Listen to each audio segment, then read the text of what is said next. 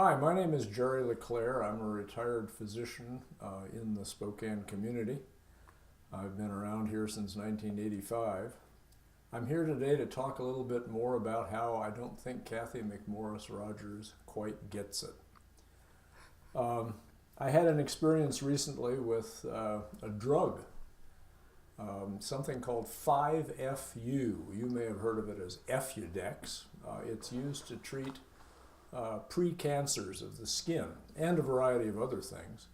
It's a drug that's been around for a very long time. Its first medical use was in 1959.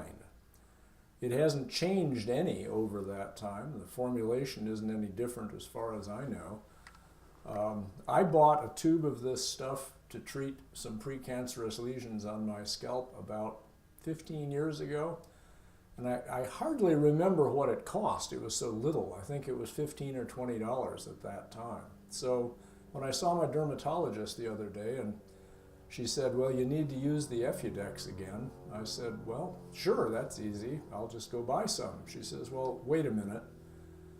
We better think about that a little. I've been telling people that their price point is $50. I said, what? She says, well, yeah, it costs a lot more these days, and a lot of my patients can't afford to buy it. So we had quite a conversation, and then I went out and, very curious about it, I went out and tried to find out what this was all going to cost. So I called my pharmacy. This is a 40-gram tube of a 5% medication, and my pharmacy said, yeah, that'll cost you $100. Really? Is that before or after insurance? She says, well, that's after insurance. Well, what would it cost me if I just paid you the money? Oh, $284.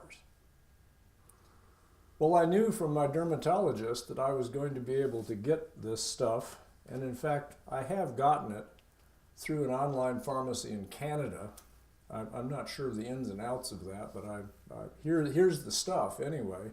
For $51.58 is what it finally cost me. And even that's 2.5 times what it cost me not very long ago. So here we have a drug that obviously can't cost the company much to make. It's been around forever. The formulation isn't new. No one's doing extensive research to prove this or get it on the market.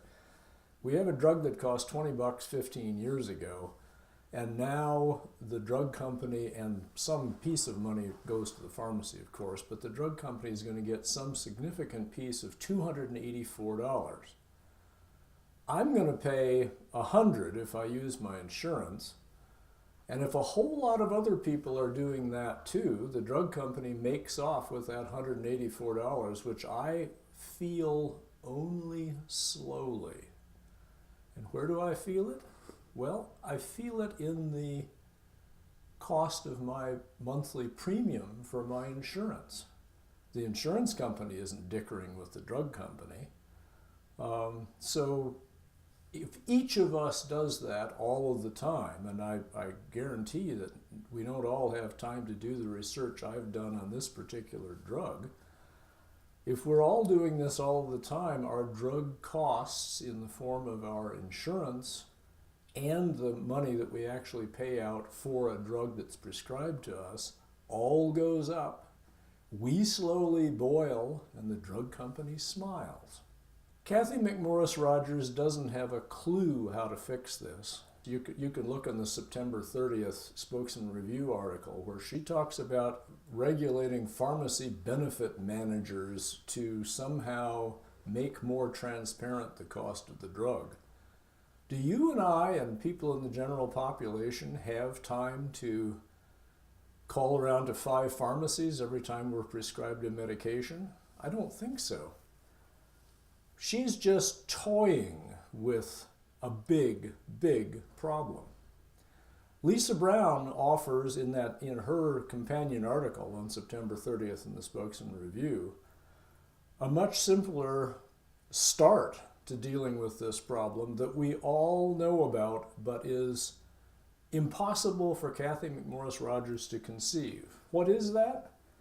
Well, Lisa Brown says the federal government can and should use its buying power to negotiate lower costs. Our federal government is already a huge buyer of drugs for Medicare, for the Veterans Administration, and for Medicaid. As such, it has buying power. It should be able to negotiate with drug companies over the cost of those drugs.